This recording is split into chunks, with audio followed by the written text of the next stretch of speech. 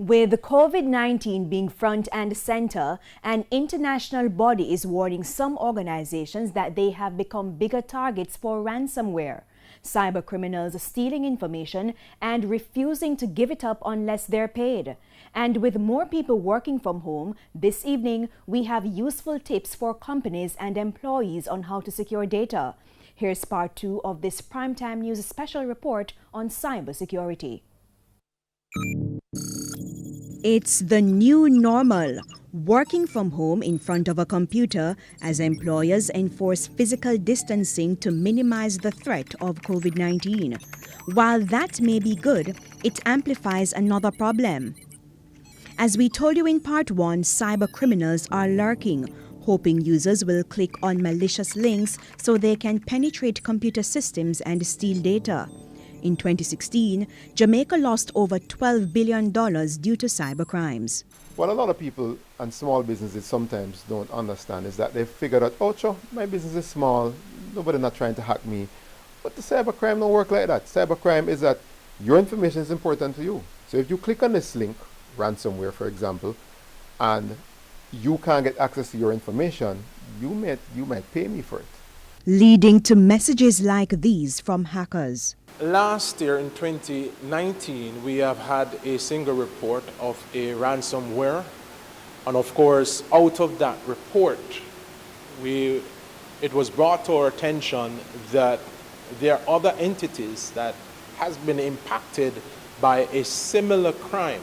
Deputy Superintendent Warren Williams is from the Police Cybercrime Division. I do believe it's happening, and probably maybe 1 or 2 calls for this year to say that, hey, just recently we have had a certain email provider where persons are saying that, hey, I got a phishing email, a suspicious email saying that, listen, we have access to your email, we know your password, we know certain sensitive information about you, you need to pay over X amount of money in bitcoins, and if that is not done, then we will put your information in an unreadable format. DSP Williams believes some companies are not reporting ransomware and other cybercrimes to the police, choosing instead to protect their reputations and use information technology IT experts to fix the problem.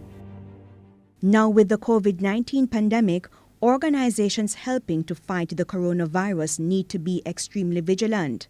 That's because they are targets of ransomware attacks, according to the International Criminal Police Organization Interpol.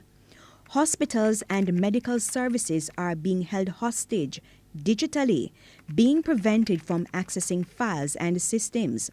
Key organizations working on the COVID-19 response are equally at risk.